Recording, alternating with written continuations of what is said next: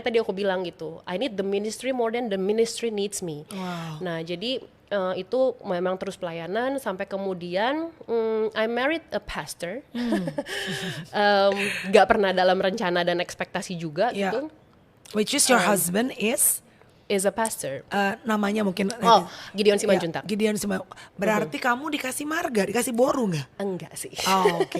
Dan Enggak. welcome to Bataknis family berarti ya. Mamaku kebetulan Batak Kak, jadi aku quite familiar lah dengan mamaku Mukanya Batak. muka cici-cici pik ya. Mama Batak, papa Chinese India. Oh wow, what a Yes. combination. Oke, akhirnya menikah. Terus kemudian mulai berubah yang tadinya kayak cuman dia cuman singer gitu, cuman singer sampai akhirnya jadi mulai ibu pendeta. Iya. Nah itu juga lumayan adjusting lah ya, kayak tiba-tiba maksudnya kan kayak orang tuh kadang-kadang aku ngerasanya suka agak-agak unfair gitu, kayak kok istri pendeta gini maksudnya kayak gue nggak ngapa-ngapain gitu, kayak oh istri pendeta tapi artis lah emang kenapa gitu loh, maksudnya aku tuh cuma naik panggung MC selesai pulang gitu.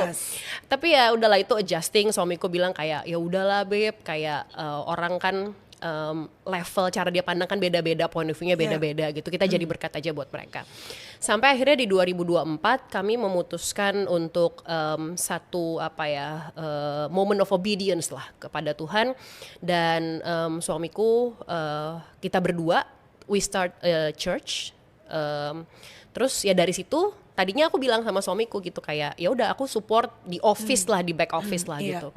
Tapi suamiku bilang I need your help, dia bilang gitu. I need your help. You have to muncul sebagai yang ngebalancein aku gitu. Karena I need your help lah gitu intinya. So dengan apa yang balik lagi sih Kak, aku cuman minta anugerah Tuhan aja gitu, minta anugerah Tuhan, minta Roh Kudus tolong aja untuk mulai naik mimbar, dibantuin suamiku untuk nyiapin khotbah dan lain-lain. Dia bantuin untuk hermeneutiknya gimana, eksegesisnya gimana, dia yang banyak bantu aku untuk di sana.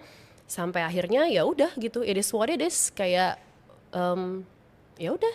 Aku juga kayak sampai di sekarang kayak orang bilang Shalom Ibu Pendeta, aku masih ngerasa awkward sebenarnya, tapi ya udah kalau emang Tuhan maunya gitu, I'll go for it. Oke. Kamu masih ingat nggak pertama kali, kan maksudnya istri pendeta sama now you're a pastor, being on position untuk sharing sermon itu kan berbeda pasti. Right.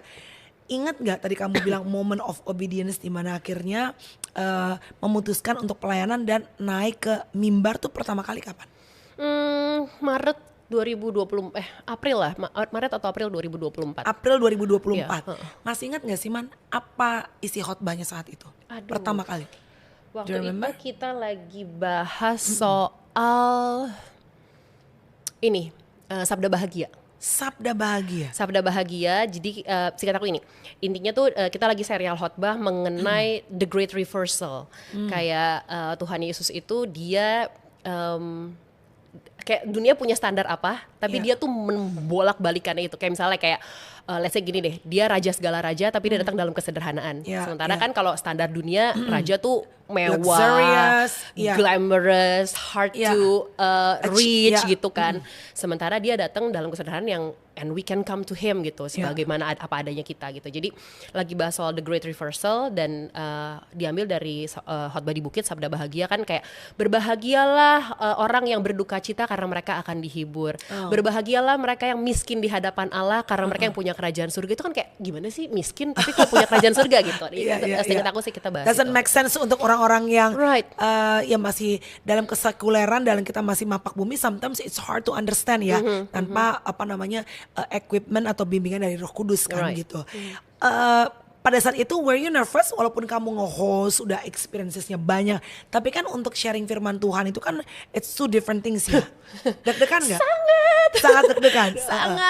Sangat banget Kak gitu. Maksudnya kalau kita nge-host kan kita tahu ya Kak, setidaknya kita punya cue card. Betul. Dan setidaknya misalnya acara apapun, kita tuh sebagai host kita udah tahu nih bagannya tuh seperti apa, opening harus kayak gimana, nyapanya siapa, masuk kemana, invite siapa, tuh kayak kita udah punya bagannya, udah punya bagannya, gitu. Dan it is what I was doing almost every week gitu. Jadi kan kayak ya udah gitu, tinggal ya udah mana ininya, tinggal ngisi namanya siapa dan lain-lain gitu kan. Cuman ketika naik mimbar untuk khotbah, aku astaga Tuhan, itu kayak tangan dingin, perut mules, merinding sebadan, kayak jangan ajak ngomong please, jangan ajak ngomong, tolong biarinin gue di pojok sendiri gitu kan.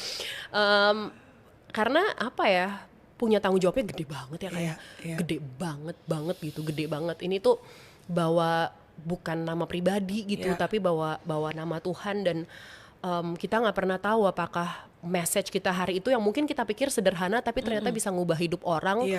We never know, dan itu kayak tanggung jawab yang gede banget gitu. Betul. Jadi hari ini udah berapa tahun pelayanan fully melayani Tuhan? Melayani Tuhan dari 2003, 22 tahun sebagai preacher. Almost 2 years lah. Udah 2 tahun ini yang full time preacher ya.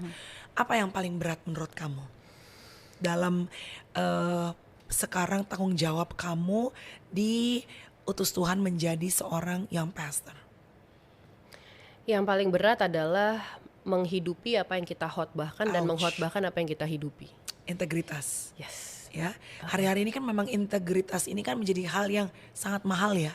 Karena dengan adanya sosial media kan everybody can put a very good display, tapi tadi kamu bilang menjalankan walk the talk, ya kan? Gimana caranya? Karena ya walaupun labelnya pastor kan tetap aja dagingnya mak tetap manusia kesulitannya, temptationnya, as you said before.